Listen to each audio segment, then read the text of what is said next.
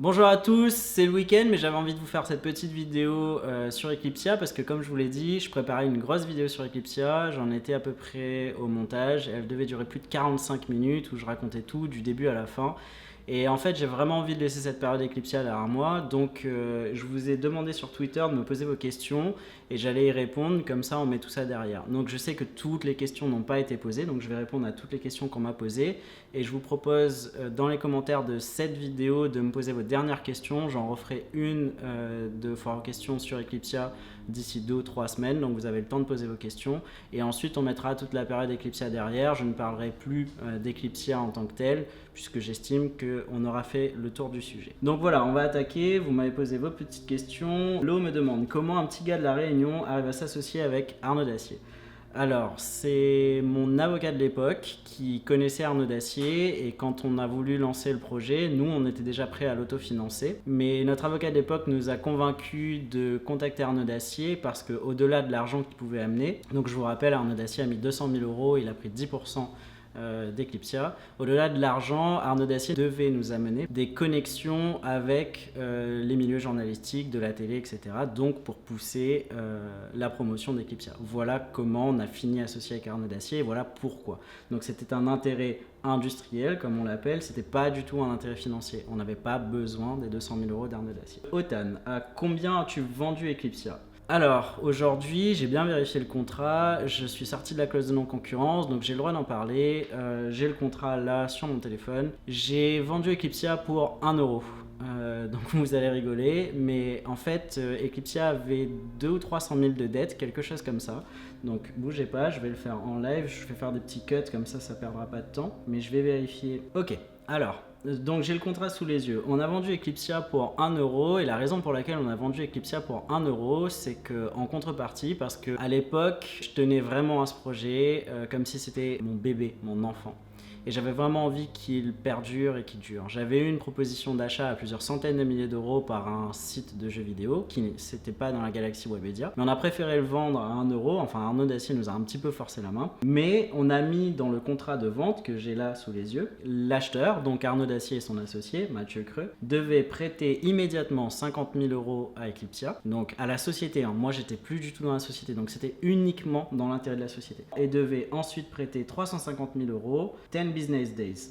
Donc il devait prêter 50 000 euros le jour de la signature à Eclipsia et il devait passer 350 000 euros à la société. Donc ce qui permettait à la société de rembourser ses dettes parce qu'elle en avait quelques-unes et ensuite il devait du coup relancer la société et je crois, je vais vérifier, mais dans le contrat je crois qu'ils avaient le droit de virer personne parce que c'était une de mes conditions pendant un certain temps.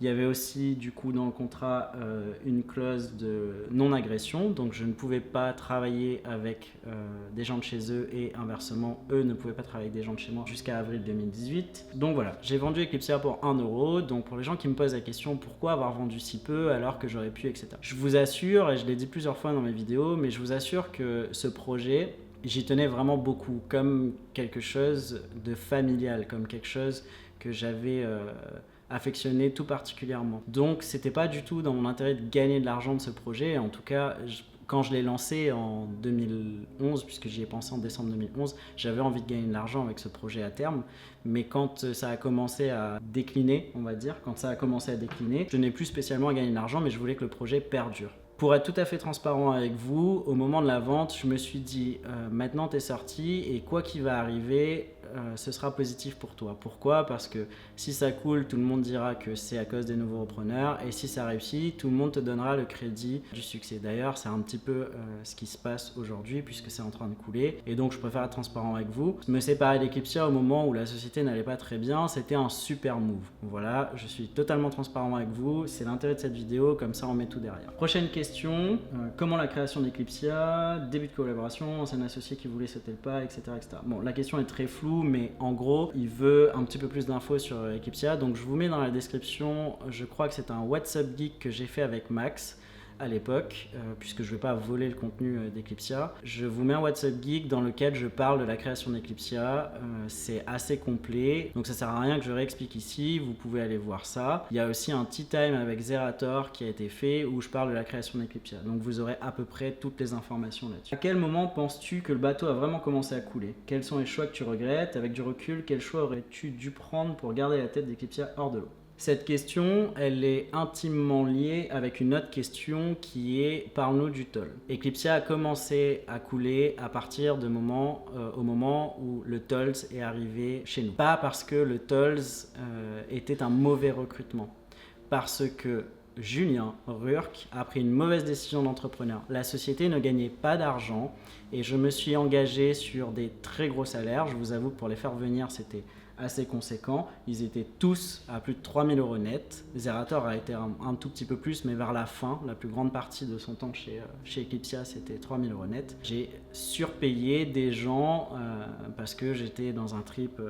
un petit peu idiot de vouloir assécher la concurrence et de vouloir sécuriser notre position à tout jamais en me disant que j'avais le temps de rentabiliser ces investissements dans le temps. Malheureusement, entre-temps, il y a eu Webedia qui est arrivé, qui a encore fait monter les enchères et surtout, quand j'ai fait venir le tolls, ça a créé aussi un effet chez les anciens d'Eclipsia où il y avait des différences de salaire, donc j'ai dû augmenter beaucoup de personnes aussi pour les garder. Tous les coûts de la société Eclipsia ont monté et finalement, j'ai pas pu tenir l'augmentation de ces salaires avec en parallèle une augmentation du chiffre d'affaires, voire même le chiffre d'affaires diminuer. Avant l'arrivée du tolls, on perdait un peu d'argent, mais c'était encore vachement dans la capacité de notre société, puisque je vous rappelle, on avait un groupe de sociétés et on finançait Eclipsia tous les mois. C'était vachement dans notre capacité de financer le développement d'Eclipsia quand on perdait 10 ou 15 000 par mois. Après l'arrivée du tolls et après une baisse de chiffre d'affaires, donc c'est vraiment un enchaînement d'événements qui ont fait que.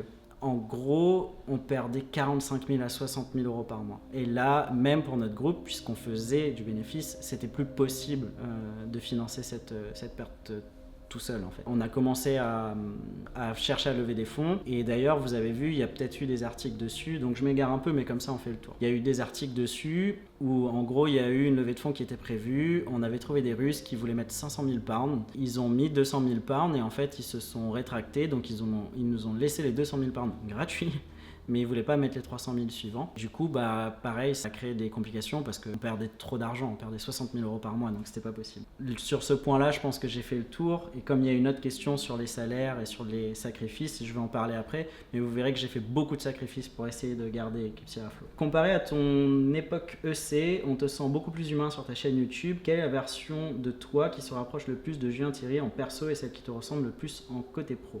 Est-ce que tu regrettes d'avoir investi sur certains talents qui sont aujourd'hui connus et comment as-tu vécu le départ, la façon de l'annoncer de certains gros streamers? Je pense notamment à Zerator ou Domingo. Alors, première question. Comparé à mon époque Eclipsia, on me sent plus humain. J'ai toujours été, je pense, humain. J'ai un caractère qui est un peu marginal. On me dit très souvent dans la vie que je suis singulier. Donc pour ceux qui ne le savent pas, c'est pas une insulte, mais c'est que j'ai un caractère qui est très unique. Ça me fait rire, ça me fait penser à la vidéo des entrepreneurs. J'ai toujours eu un caractère très humain, j'adore les gens et ça n'a jamais changé. Depuis que j'entreprends, j'ai toujours eu des rapports vachement humains avec les gens. D'ailleurs, un peu trop de la vision de mes associés. Mes associés ont toujours eu une vision un petit peu plus détachée, mais moi, peu importe les boîtes, j'ai toujours eu un rapport très proche avec mes collaborateurs. Je sortais avec eux, j'allais dans les bars avec eux. Et d'ailleurs, c'est pour ça que la plupart des gens me crachaient dessus à l'époque d'Eclipsia, parce que je renvoyais pas cette image. Mais finalement, vous le voyez bien à l'époque, en tout cas mes collaborateurs disaient quasiment tous du bien de moi. J'avais évidemment des mauvais côtés, mais je crois qu'à l'époque, aucun de mes collaborateurs, que ce soit Zerator, Skyheart ou n'importe qui, disait que j'étais un enfoiré dans la vie. Parce que la réalité, c'est que je ne le suis pas. Maintenant, j'ai des côtés entrepreneurs. Et ces côtés entrepreneurs, pour des jeunes, à l'époque, ils étaient jeunes, je vous rappelle. Et vous aussi, vous étiez jeunes à l'époque. Enfin, ceux qui regardent cette vidéo, qui me suivaient déjà sur Eclipsia, il est possible qu'à l'époque, vous aviez par exemple 16 ans et qu'aujourd'hui, vous avez 20 ans ou 21 ans. Donc, votre perception des choses a changé. Mais finalement, moi, j'ai pas beaucoup changé, entre guillemets. Je me suis peut-être un petit peu assagi, mais ma personnalité, elle n'a pas fondamentalement changé. J'étais un businessman, donc je devais prendre des choix pour le bien de ma société, et des fois elles étaient très mal perçues parce qu'on était dans un milieu public, dans un milieu où malheureusement chacune de nos décisions était scrutée, analysée, et est-ce qu'il n'y avait pas d'autres décisions à prendre, etc., etc. Et donc ce qui se rapproche le plus de ma personnalité, c'est le Julien que vous connaissez sur cette chaîne YouTube. Mais le Julien que vous connaissez sur cette chaîne, c'est exactement le même qu'il y avait chez Eclipsia en coulisses. Peut-être que dans les émissions, puisque j'avais, à l'époque j'étais très fan de joueurs de football comme Zlatan, etc. Peut-être que j'avais une stratégie de communication à la Zlatan, on va dire. Mais finalement dans les coulisses, j'ai toujours été comme ça. D'ailleurs pour la petite histoire, quand j'ai lancé Eclipsia, je me souviens que la première semaine, j'avais déjà eu Tude au téléphone, de gaming, etc. J'étais déjà dans l'ouverture et dans essayer de travailler avec les gens. Et si vous vous rappelez, on avait fait une émission à l'époque qui s'appelait l'Eclipsia Arena, et j'étais d'ailleurs en équipe avec Chips et Noix. Donc beaucoup d'histoires qui se sont créées autour de moi, c'est plutôt des histoires virales qui sont malgré moi, genre le bus ou des trucs comme ça. Ça a jamais été dans l'intérêt de faire du viral. C'était juste une façon d'assumer ma position d'entrepreneur qui avait réussi, et je l'ai peut-être fait hyper maladroitement. Deuxième question, est-ce que tu regrettes d'avoir investi sur certains talents qui sont aujourd'hui connus, et comment as-tu vécu le départ, la façon de l'annoncer de certains gros streamers? Je regrette absolument pas d'avoir investi sur certains talents, même si je trouve qu'aujourd'hui je fais parfois, en tout cas, je suis un peu triste de l'ingratitude de certains. Mais je regrette pas du tout. Pourquoi? Parce que des gens ont investi sur moi aussi quand j'étais plus jeune, ils m'ont aidé, etc. Et j'ai rendu à certaines personnes, et à d'autres j'ai pas pu leur rendre parce qu'ils avaient changé de milieu, parce que ceci ou parce que cela. Si vous vous souvenez, quand vous étiez à l'école primaire ou au collège, moi j'ai ce souvenir-là. J'ai beaucoup de profs qui croyaient en moi, et j'en avais beaucoup qui croyaient pas en moi. Et aujourd'hui, qu'est-ce que je rends aux professeurs qui croyaient en moi? Pas grand-chose. Sauf justement de faire perdurer ce qu'ils m'ont appris. Je regrette absolument pas d'avoir investi sur eux, et je suis hyper content à chaque fois que quelqu'un réussit, même si on s'est disputé. Je suis hyper content de voir que Domingo, ça s'agit avec le temps alors qu'on s'est disputé. C'est une question qui m'a pas été posée d'ailleurs, et je vais y répondre. Donc pour la petite histoire, quand Domingo a annoncé son départ, on a eu une petite réunion dans mon bureau avec Aeterna et Domingo, et ça s'est plutôt bien passé. Je lui ai dit faites attention et ceci et cela, mais ça s'est plutôt bien passé. Et puis finalement je suis rentré chez moi et j'ai paniqué. J'étais un entrepreneur qui a paniqué, Zerator était déjà parti à l'époque, et j'avais peur du départ de Domingo, et je me suis énervé, et pour tout vous dire, je l'ai insulté. Je me suis excusé peut-être 1 heure après, à peine, mais voilà, les mots étaient sortis. Et jusqu'à aujourd'hui, Domingo m'en veut là-dessus, et il me follow plus sur Twitter, et les rapports qu'on a sont très brefs. C'est bonjour, comment ça va, de temps en temps, et basta. Et je lui en veux absolument pas de m'avoir enterré là-dessus, parce que ma décision de l'avoir insulté, elle était complètement hors du cadre professionnel ou personnel. C'était clairement quelque chose que j'ai fait en trop, et donc je lui en veux absolument pas, et je m'en veux beaucoup à moi, et j'aimerais dans cette vidéo de nouveau m'excuser. J'ai pas eu un comportement très cool, mais après tout je suis humain, l'erreur est humaine, j'espère qu'un jour il me pardonnera. Mais donc pour revenir à la question, non, je regrette pas, même si de temps en temps j'aimerais un tout petit peu moins d'ingratitude de certaines personnes, mais c'est tout. Ensuite, comment j'ai vécu le départ et l'annonce de certains streamers comme Zerator ou Domingo.